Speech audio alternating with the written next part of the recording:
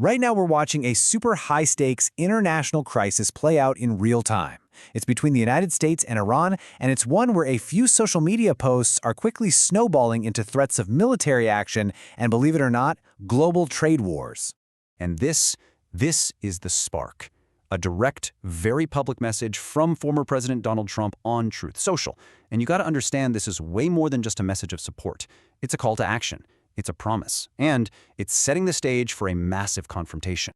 So that promise is being seen as probably the clearest signal we've gotten yet that the U.S. might be gearing up for some kind of major action against the regime in Tehran. And it gets even more personal. Trump isn't just out there offering vague support. No, he's telling protesters to, basically gather evidence, to save the names. And he's promising a kind of future justice. He's telling them flat out that the people responsible for the crackdown will be held accountable. But to really get the weight of that promise, you have to understand what's been happening on the ground in Iran, because this is not happening in a vacuum. So these demonstrations, they started out over economic problems, people struggling to get by. But they quickly grew into something much, much bigger, a direct challenge to Iran's leadership. And the government's response? It's been incredibly harsh. We're talking mass arrests, shutting down the internet to stop the flow of information, and even threatening protesters with the death penalty.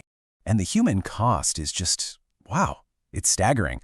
According to reports from human rights activists in Iran, the death toll from this crackdown is estimated to be at least 2,000 people. That number alone really tells you everything you need to know about the brutality of the situation.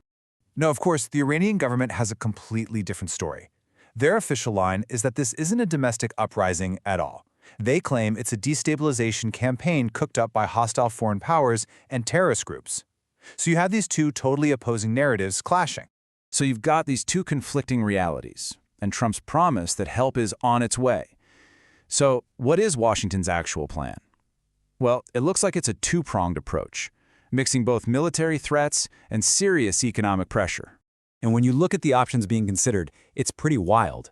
On the military side, you've got everything from cruise missile strikes on police headquarters to a full-on bombing campaign reportedly on the table. And at the exact same time, there's this immense economic pressure, including a really powerful new tariff that we're about to get into. Okay, so here's the official word from the White House. The press secretary, Caroline Leavitt, is confirming that, yes, military options are definitely being considered, but she frames it in that classic diplomatic way, right? Keep all your options open, but publicly say you'd prefer a non-military solution. So let's actually dig into one of those non-military options, because it could be just as disruptive. Trump has rolled out a major economic weapon, a new global tariff designed to completely isolate Iran. The scale of this move is just vast. A blanket 25% tariff, not on Iran, but on any country that trades with Iran. We're talking about a measure that could hit over 140 nations. It basically forces the entire world to make a choice: do business with Tehran or do business with the United States. And the number one target of this whole policy? It's China, no question. Beijing buys a whopping 77% of Iran's oil exports. That makes China the most critical economic lifeline for Tehran. So this tariff puts that entire relationship squarely in the crosshairs, and that could create a massive economic shockwave. And China's response was, as you can imagine, swift and defiant. The spokesperson for the Chinese embassy did not mince words. They promised to protect China's interests and just flatly stated that these kinds of trade wars don't have any winners. It's a direct challenge right back at Washington.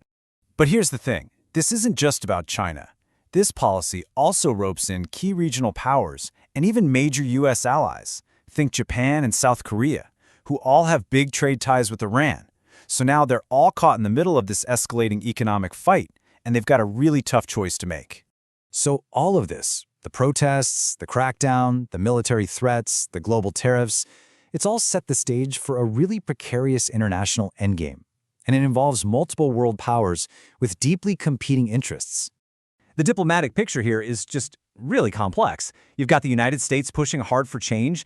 Iran is digging its heels in, determined to hold on to power by force. European allies like Germany are talking like it's almost over, believing the regime is in its final days.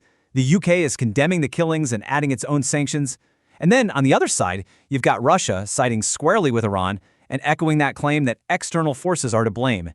It's a completely fractured global response. And so, we're left with this massive question. The United States is turning up the pressure to the max, using both economic and military threats. But is that pressure going to be enough to actually force change inside Iran? Or is it all going to backfire and plunge the region, and maybe even the world, into a much bigger, much more dangerous conflict?